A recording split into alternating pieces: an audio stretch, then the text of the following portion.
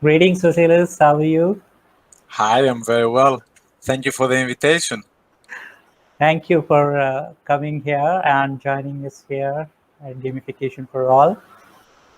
Let's have a question and answer round. And my first question to you is, why do you start, your career in gamification? What is your understanding of gamification? Yes, so I first heard of gamification at the University of Brighton in the UK while I Mhm. was doing my postgraduate degree in business management. And there, Peter Jenkins teaches gamification for business. And I said, what is this? This sounds very interesting.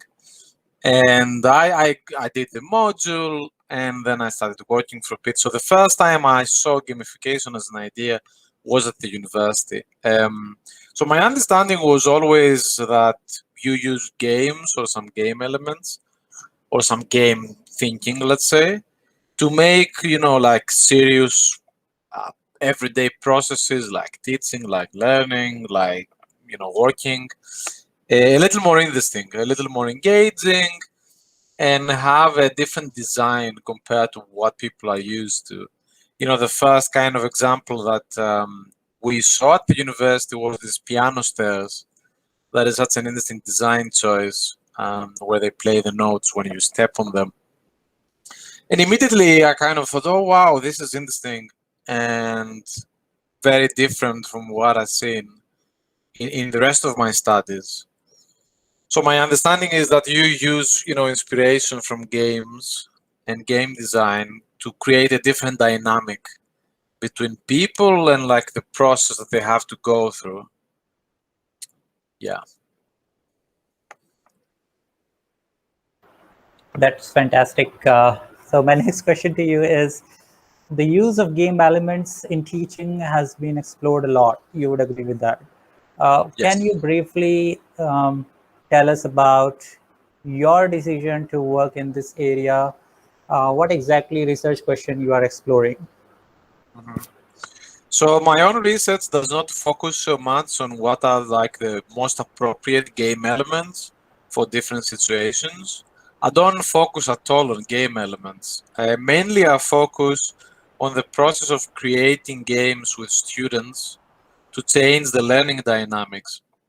So basically what I mean by that, I'm interested in student engagement and student participation in making the games, or at least making the conversation or the meaning of the learning session. Let me explain what I mean by that. I'm interested in this idea of co-creation, where you and the students together, you kind of like create the learning experience, let's say, maybe even the readings.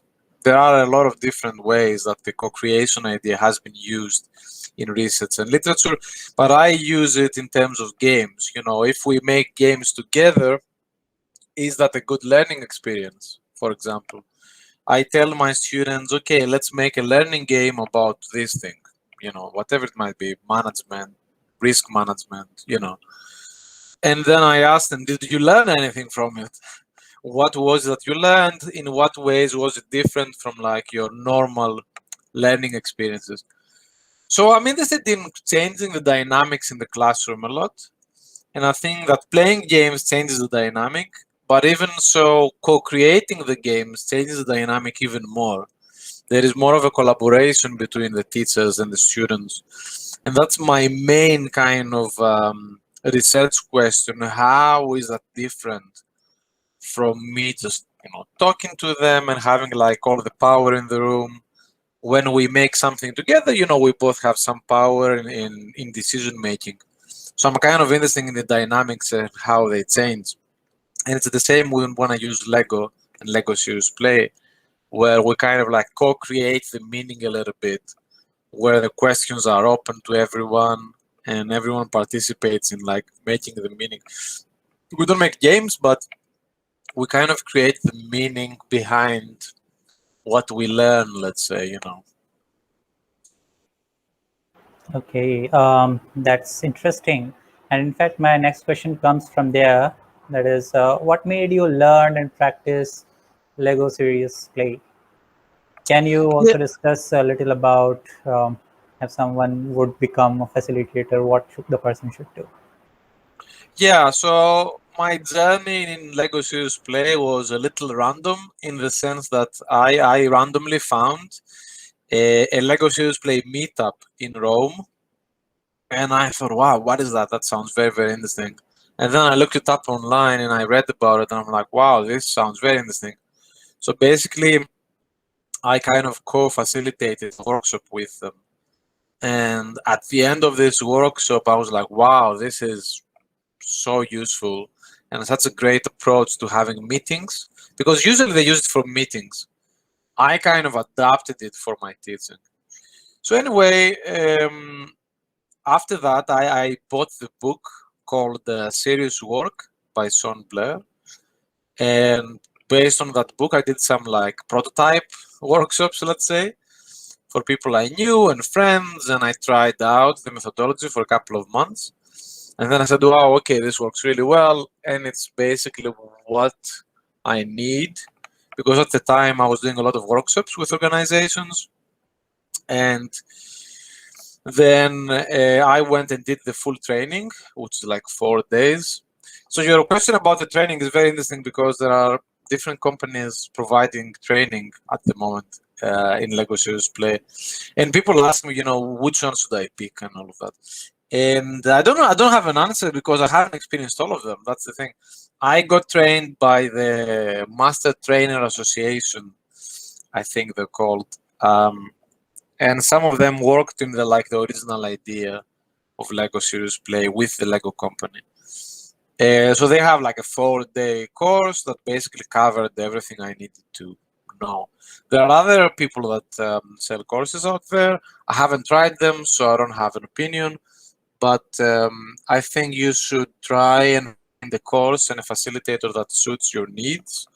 And perhaps, especially now with coronavirus, the geographical position is also quite important. If someone does a training in London, it's not that easy to go to London necessarily from, some other country. So yeah, I would say, be critical about it and ask everyone, and then judge for yourself which one is most suitable for you. But I would definitely suggest getting some training, because I did a lot of things on my own, but there were a couple of rules and like approaches that the training helped a lot with. And obviously it always helps to have some certification. Okay, as we know, other than your book, you also have a research paper on this topic. So, if you can discuss a little about that research paper, what did you do in that? What was your research question in this, and what was your finding? How did you really link research with Lego? That's quite an interesting link. Yeah, well, the paper is based on my experience in teaching using Lego Serious Play in universities in the UK. So the paper is a sort of like theoretical paper, and it suggests that Lego Serious Play can be used in business schools to support ethical management education and sustainable education. So that's why the example that we use in the paper comes from sustainability management education. And there's a lot of discussion now with sustainability, but it's interesting that there are actually people discussing that like 10 years ago in the literature, and they are suggesting ways in which you can teach students about sustainability. So basically, it was kind of a fusion of my own experience in adapting Lego Serious Play to education, because it's very different. Like Lego Serious Play, when you do it for an organization, it's very different from when you do it with students, mainly because of time constraints. Like you don't have as much time in the classroom. You might have a lot of students, and there might be only one of you. And the topics kind of change every week, so you have to adapt as well. So I would say that the paper sort of discusses this idea of, if I want to use Lego Serious Play, what is it good for? How do I go about designing a session? And what do I need to have? And what is the process? So it's answering a lot of these practical, let's say, questions alongside some theoretical questions about why would anyone use Lego Serious Play for their teaching, where does it belong in terms of the teaching approaches. It's a lot to do with active learning that has been discussed a lot in the last 10 years, for example, or constructivism, which has been discussed for a much longer time than active learning, where the students, they construct their own knowledge basically because they participate actively and they don't just passively, listen to me talk.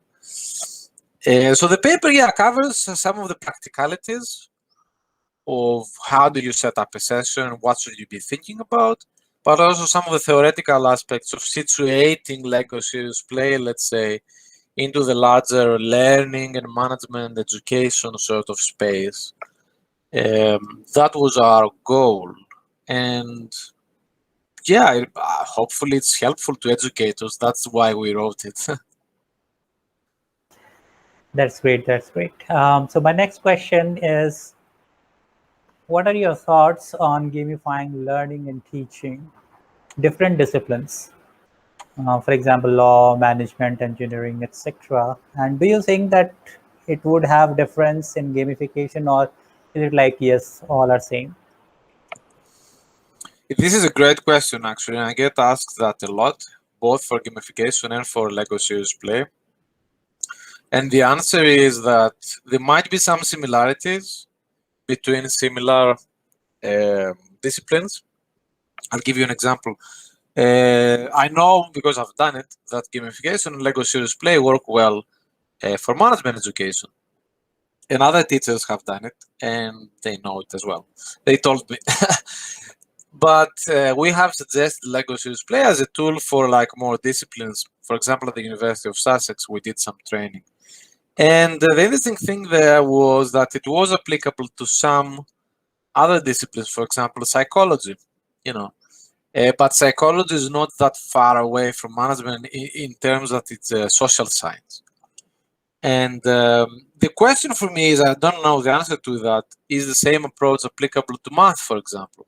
I think that because I have a computer science degree and then a business management degree, the way that they were approaching learning and, for example, the assessments were very different. So I think it's not going to be the same. You have to think about the context of your students. You have to think about the tradition of these disciplines in terms of learning and teaching.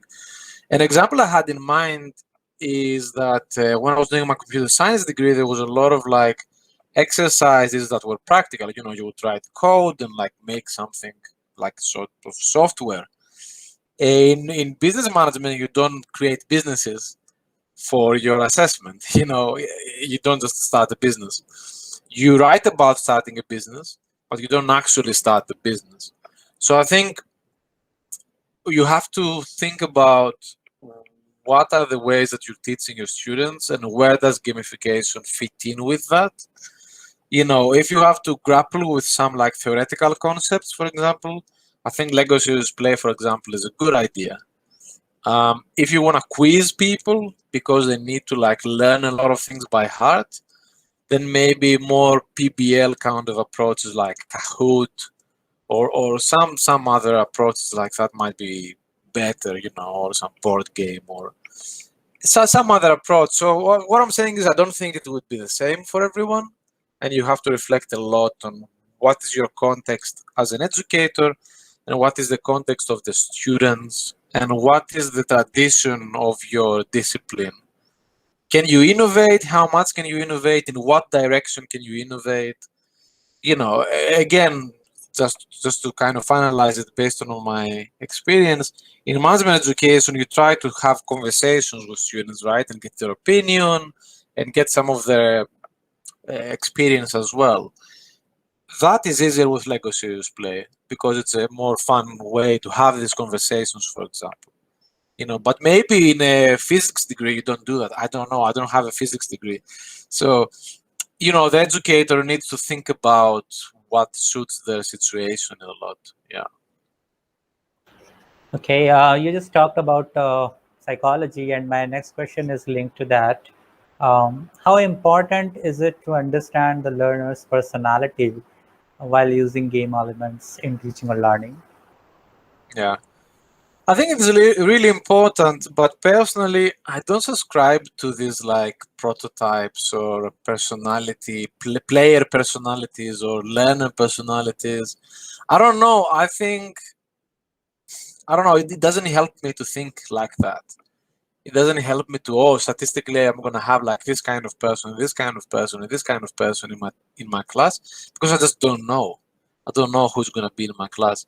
For me, what was useful always is reflect a little bit on the overall context. Like, okay, they're undergraduate, for example. What year undergraduate? First year. Okay. So first year, they're kind of lost in space still, and it's normal. It's your first year after high school and you're lost in space. So anything we do should be light. Anything that we do shouldn't be like too deep. When you have final year students, that changes a little bit because they know how university works. You don't have to explain everything. They're more used to writing essays, for example. They're more used to like keeping their deadlines, etc. So you can go into like more difficult games or like more difficult questions with whatever playful activity you're doing. And then when we go into postgraduate level, then things also change. In the UK, for example, where most of my experience has been until now. In the UK, for example, in the postgraduate environment, you have a lot of international students. You have a lot of students from a lot of different countries where, for example, English is not the first language, and you have to take that into account. Or maybe they have different backgrounds. Maybe they have some work experience. I have worked with students that they were older than me. There are people that do their masters and MBAs, and they're quite far in their career. So you have to take all of this into account when you design anything. And for me, again, like I said, is thinking who is the audience, who are the students.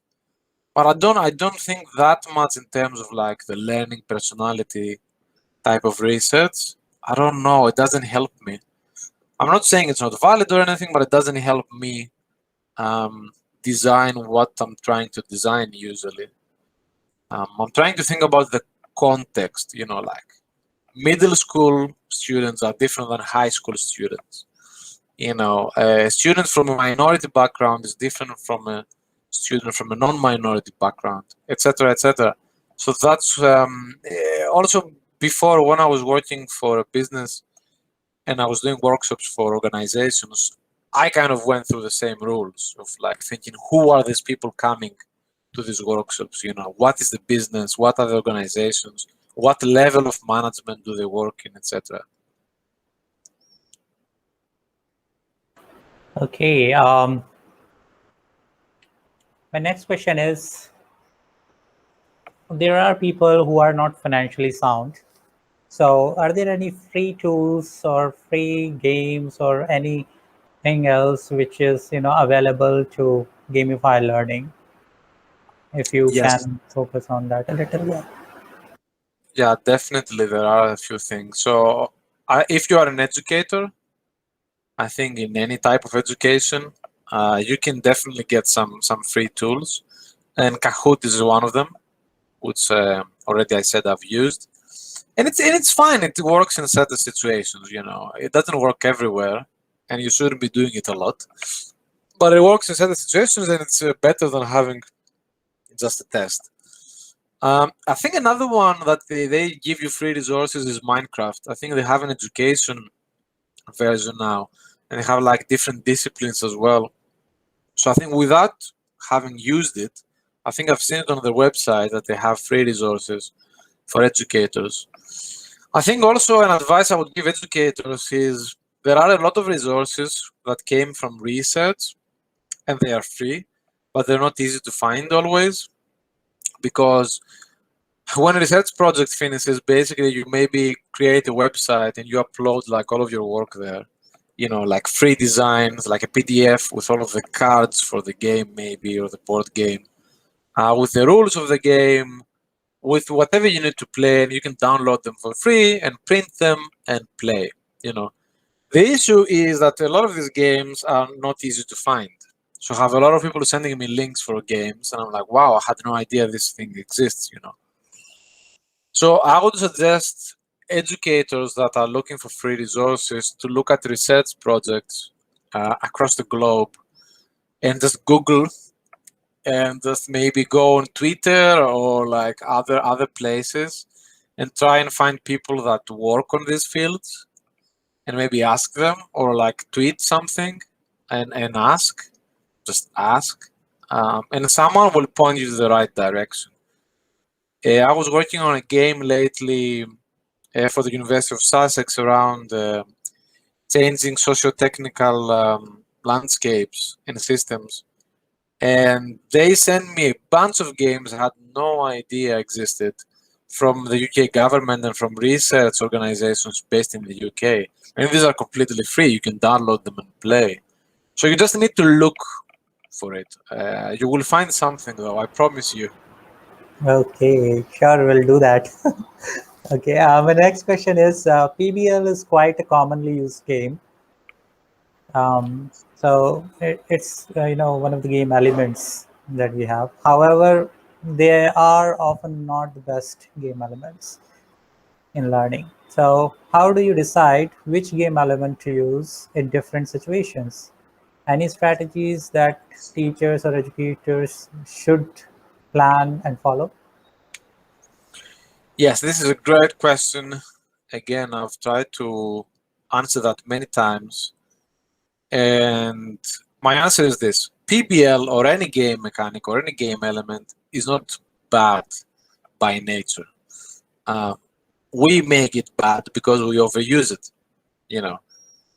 Like the idea of a car is not bad inherently, but if you use cars too much, then you create a problem with the environment, etc. So it's not the tool that we should blame, it's the people that use it.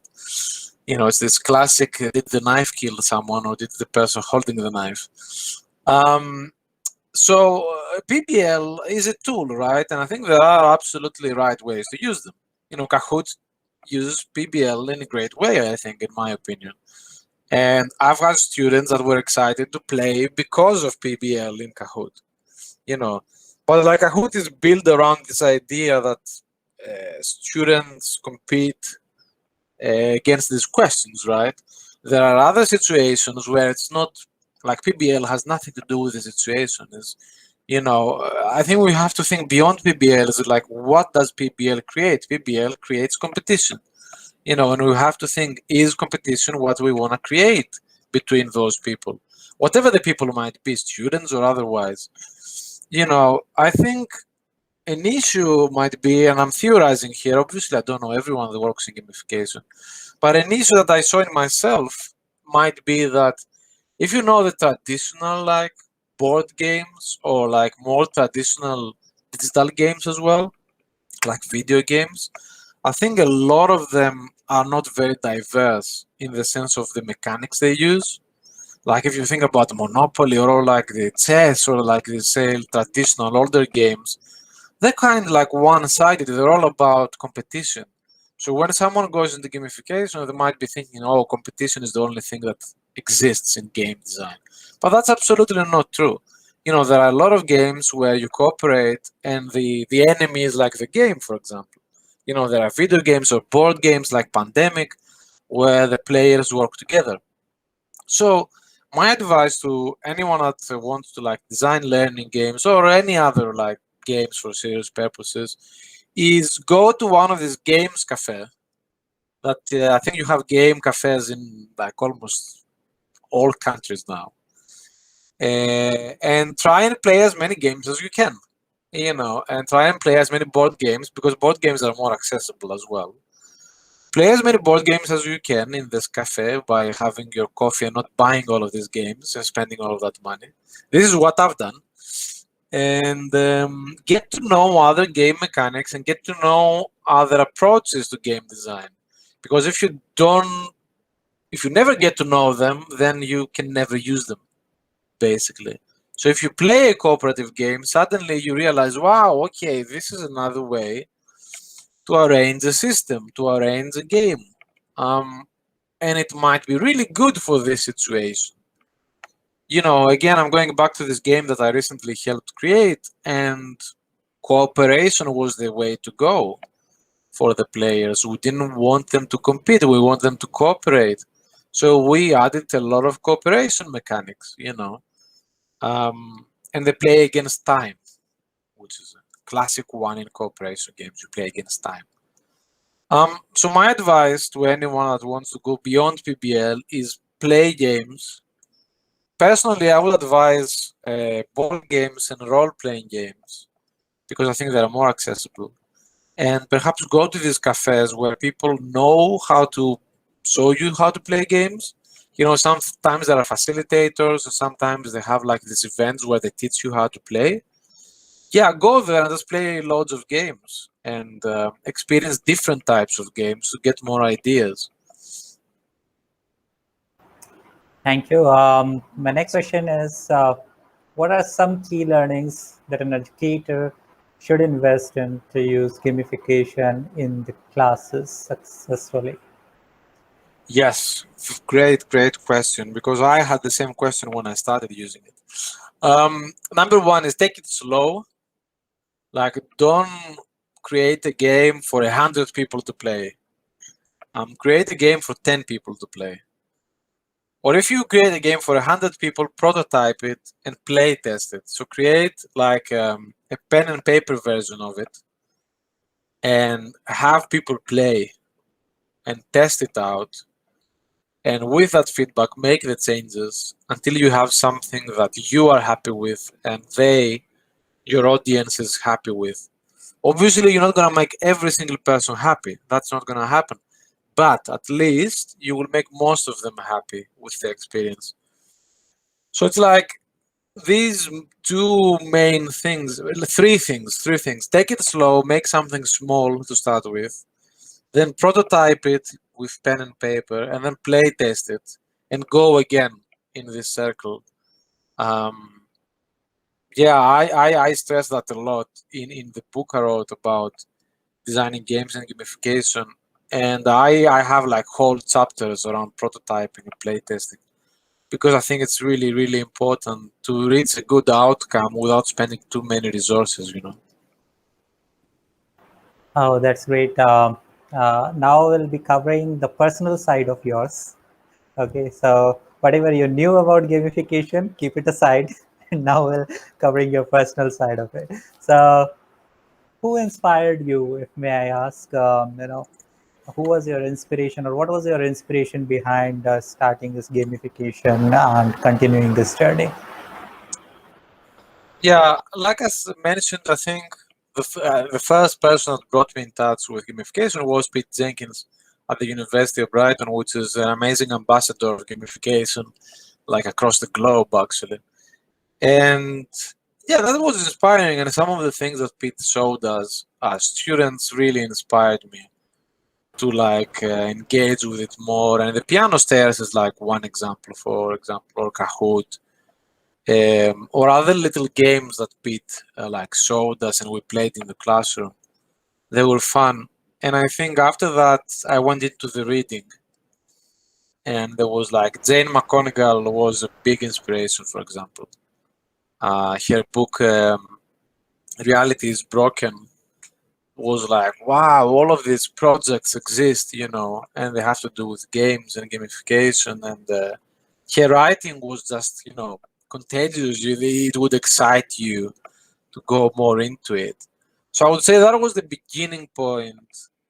And then as time moved on, there were a lot of other people. Like there were a lot of other people that inspired me. Michiel van Nooyen, I'm not sure pronouncing your name right, Michiel, if you're watching this. But for example, yeah, Michiel uses escape rooms for organizations. And I'm like, wow, you can do that? And that was like an inspiration, or other writers like Marigo Raftopoulos. She has written great stuff around gamification and ethics, for example. There are people that sort of like across the journey inspire you in different ways, Okay. So any personal favorite game of yours that you have been playing since childhood? Yeah, well, that's a difficult one because I'm trying to think games that I've played all along since I was a kid. And it's not easy because some of them change, as you go older. But I Mhm. think there are a couple of things that stayed with me. And it's interesting because I played a lot also when I was at university and last year when I was living with a couple of friends. So Super Mario Kart is one. Mario Okay. Kart. I've been playing since Nintendo 64 came out, and yeah, there were like small breaks, but I've been playing Mario Kart since I was a teenager, basically, maybe 12 years old when it came out. And there's this other game. I don't know if you know. It's called Othello, and it's kind of like a strategy game. It's like checkers a little bit. I was playing that as a kid, especially with my dad a lot, and we still kind of play once in a while. It's not a game that I play every week, but it's a game that I still enjoy playing when I play it.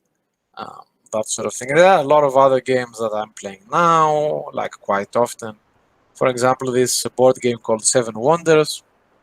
We've played with my friends so much of that. It's a really good game. Or Pandemic, like I said, which is very topical as well now with the pandemic. Yeah, so there are a few games that I've kind of played on and off for the last 2 years. Good to know that. Had you not been in the area of gamification, what area you would have picked?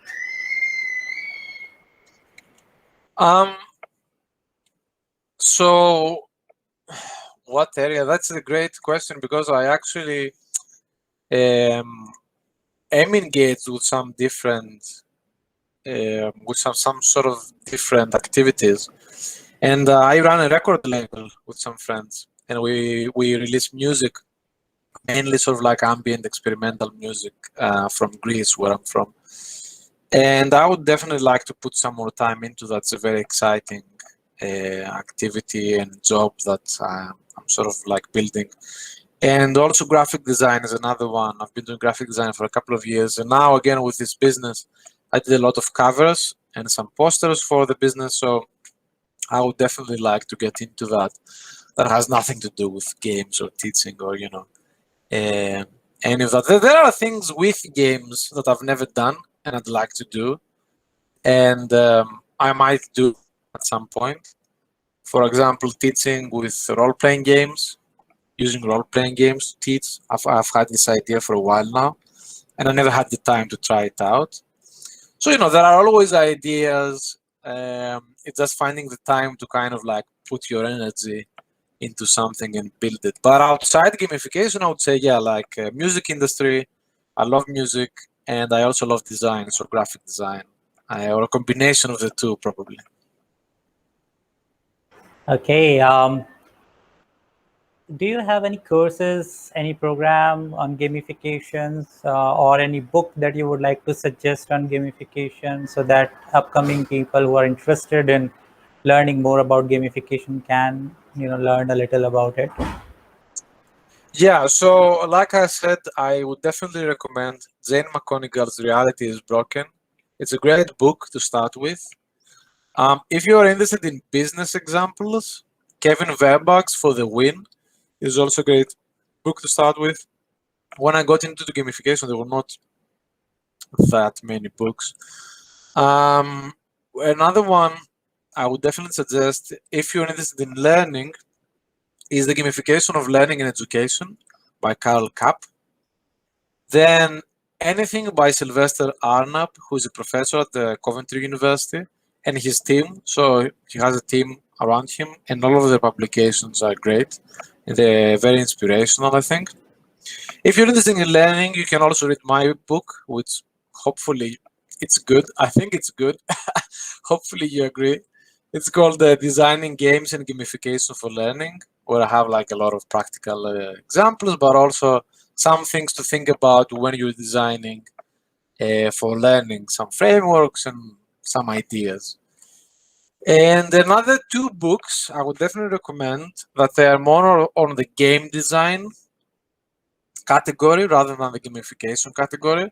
So the one is called Game Design Workshop by Tracy Fullerton, who again I think she teaches at the university in the US. I don't remember the university at the moment. But this is like a really, really good book around game design to get ideas, inspiration, to learn about like different games you might not know. You can try them out. It's a really good game. And the other one that is quite famous, I think, in most of the gamification community as well, is The Art of Game Design, a book of lenses by Jesse Searle. Again, it's mainly game design oriented.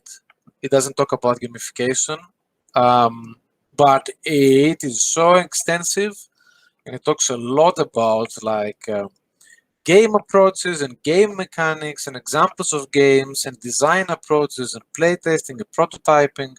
These two books I would definitely recommend to anyone doing anything with games. Yeah.